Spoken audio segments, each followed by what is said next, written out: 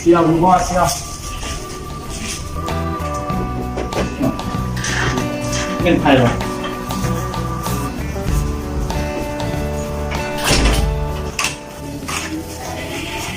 โอ้เสี่ยวมาแล้วโอ้เอาตัวไปมาเข้าแพนนี่โอ้มีเรื่องเข้ามาในมีอย่างที่ตรงกันมีความพบเจอเลยว่าเสี่ยวเรามีเรื่องสำคัญมาหนึ่งนี่นั่งมีอย่างยิงลมกันจะว่าไปก็อยากไอเสี่ยวเนาะมีอย่างก็เข้ามาจะว่าคอใจเนี่ยเสี่ยวเรื่องจะยุ่งเรื่องเนี่ยนะจะยุ่งนำผู้อื่นก็คือสิยากในเสี่ยวเพราะว่าเขาก็ไว้ใจมีแต่ไว้ใจเสี่ยวกับเมียเสี่ยวนี่สิยืมเงินไปเฮ็ดหยังบ่โอ้อย่างนี้ก็พอดีรถมีปัญหานะมันรถเนาะแม่นเรื่องดาวแล้วก็เดือนนี้ก็เป็นเดือนสุดท้ายเนาะเสี่ยวเพราะว่าปกติค่อยก็เฮ็ดเวียกแต่ว่าเดือนแล้วค่อยบ่ได้เฮ็ดเวียกเดือนนี้เขาให้ชำระเงินการดาวรถให้มันเป็นเดือนสุดท้ายแล้วเลยว่าขอยืมนำเสี่ยวโอ้ยืมน้อยก็ได้อยู่แต่ว่ายันยืมหลายบ่มีที่โอ้ก็บ่หลายเสี่ยวเอาจักประมาณล้านปลายนี่เสี่ยวน่าจะมีอยู่เบิ่งเสี่ยวก็โอ้ต้องมีเสี่ยวช่วยกันหาเฮ็ดเวียกค่อยเนี่ยโอ้บ่เฮ็ดแล้วบ่ได้เงินแล้วเดือนนี้เพิ่นสิกินข้าวยังบ่มีเดี๋ยวนี้เมียบ่ได้อยู่เด้บ่ฮู้สิยันเมียฮู้เมียสิหายติโอ้เสี่ยวบ่ต้องห่วงดอกเรื่องเมียหั่นน่ะเฮาเสี่ยวเอาให้ก่อนแล้วก็เดือนหน้าสิไปให้เลยต้นเดือนเลยเดือนหน้าต้นเดือนเนาะอยากฉะนั้นก็พอเดือนนี้ก็ได้เฮ็ดเวียกแล้วแต่ว่ามันยังบ่ทันออกนะเสี่ยวฉะนั้นก็เดือนหน้าเจ้าถ้าเอาเงินมาคืนให้กับมาต้นเดือนเด้อโอ้ยเพื่อบ่ให้เมียฮู้ยังเมียฮู้เมียสิโอ้ข้าวมันตัดโลดแหละมันใจเฮาโลด100%แล้วนะเฮามาคืนเลยเสี่ยวบ่ต้องห่วงเรื่องสำคัญคนก็ง่ายอยู่แล้วให้ยื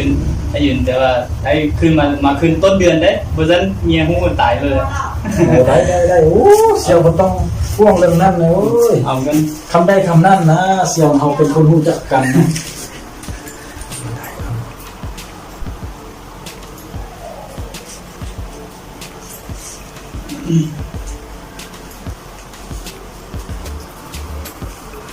โอ้มีแต่ร้านหนึ่งเลยเดี๋ยวช่วยเดี๋ยวเซียวตัวนี้แหละโอ้ขอบใจเสี่ยวบ่มีหยังมีแต่อันเดือนหน้าแล้วก็ส่งให้ต้นเดือนซะนะโอเคเสี่ยวเป็นต้นเดือนยังให้เมียเกินนั่นแหละเรื่องเสี่ยวสองเฮานี่บ่มีหยังเป็นห่วงเนาะกูให้แค่ต้นเดือนกูจะมาคืนให้มึงก่อนเดือนกูว่าได้เฮ็ดเวียกเพราะว่ากูจะได้ถ่ายเดือนนี้แล้วก็ต้นเดือนกูให้มึงเลยนั่นแหละเสี่ยวกับก่อนเด้อบ่มีหยังโอ้ขอบใจหลายบ่มีหยังเสี่ยวเฮาเนาะโอเคเพราะว่ามีหยังก็ต้องได้ช่วยเหลือกันแล้วเดี๋ยวขอบใจเสี่ยวมาก่อนซ้ำเนี่ยเดี๋ยวต้นเดือนกูจะเอาคืนให้มึงเลยโชคดีจ้ะขอบใจโชคดีไปก่อนเงินแล้วได้เงินแล้วแบบ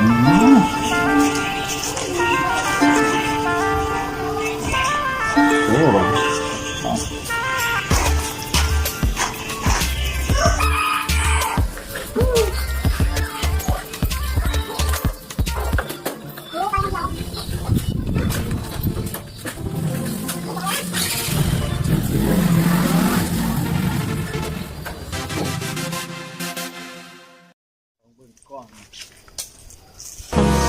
Hold me close till I get up.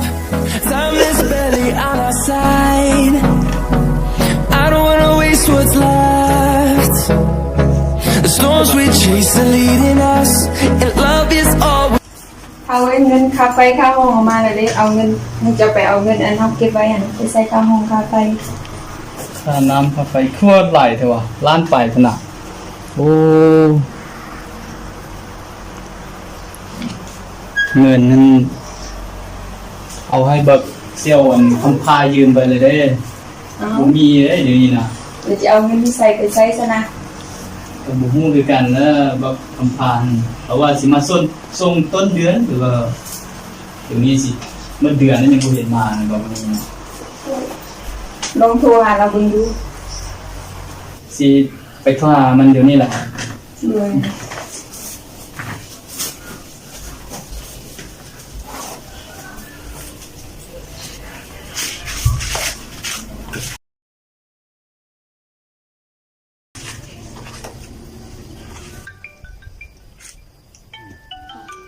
โซ่มาเฮ็ด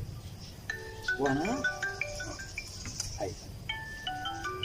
มันโทรมาเฮ็ดหยังวะมีเรียกมันกูฮัลโหล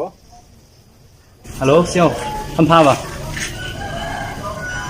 จังได๋เงินที่เจ้าสิว่ามาคืนเฮาต้นเดือนเดี๋ยวนี้สิเมื่อเดือนนั้นยังบ่เห็นมาเอา เดี๋ยวนี้กูนั่งบ่มีเสี่ยวโอ้ดูคอหมู่กันเนาะกูมียามใดกูจะเอาไปคืนให้มึงเลย เอาเสี่ยวตัวจังซั่นส่งมาให้กูนี่แม่เดี๋ยวนี้เมียกูฮู้เลยมันให้กูได้ โอ้ยมียามใดจะมาคืนดอกมันบ่ใกล้เดือนนี้ดอกท้ายเดือนกูเอาไปให้มึงเลย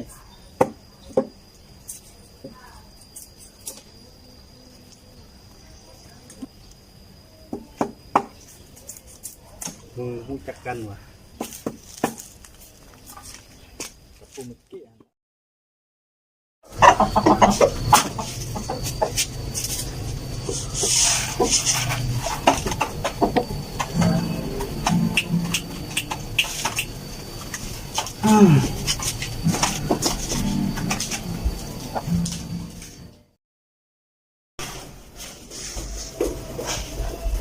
เราเป็นเราได้เงินอันหมู่เจ้ายืมหั่นน่ะโทรหาเราได้แล้วว่า เฮ้ยเสี่ยวมันบ่ได้ละบ่ได้เรื่องเลยมันเดือนหน้าพุ่น เนาะสิเฮ็ดแนวใดซั่น นี่แหละก็ต้องได้สอกหาเงินมาใช้ก่อนแล้วหมอนั่นบ่ได้ละ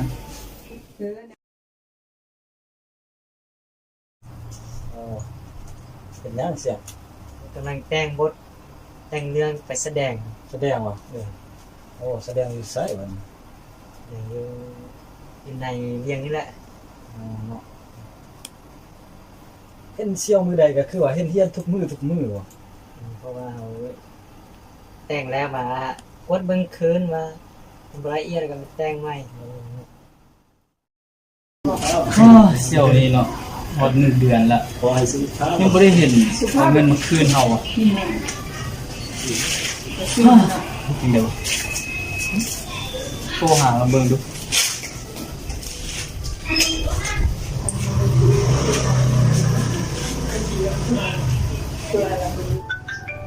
โทรศัพท์ดัง โอ้โทรมาเฮ็ดหยังวะเรียกนะตลอดตะเลยแหละมือหนึ่งเท่า5 6 7 8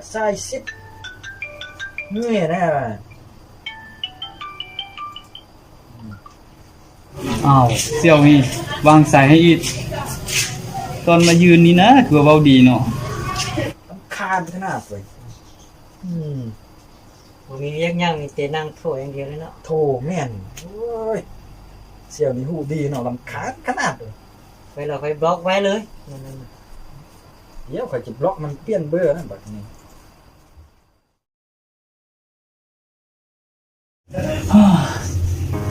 เสี่ยวนี่มื้อวานนี้ยังตักใส่อีกเจ้าบ่ฮู้สิเอามาคืนอีกบ่คืนวะเพราะว่าเป็นอยู่นี่สิโอ้บ่ยืนให้แล้วเสี่ยวนี่ตอนมาเว้าดีเนาะกลางคืนนี่ยากนะโทรหาอีก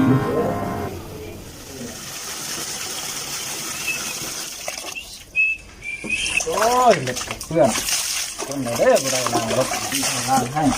ลงลึกหน่อยรถไป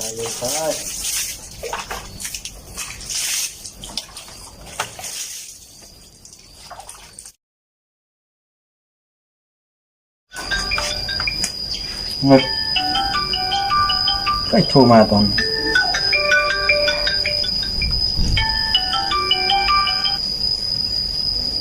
ฮัลโหล เจ้า จังได้เรื่องเงินหั่นน่ะเอามาคืนนะแม่เมียเขาให้เด้อ กูยังบ่มีเสี่ยวกูมียามใดกูจะมาคืนมึงดอก มึงสิโทรมาเฮ็ดหยังหมู่กันกับพดกายเนาะมึงโอ้ย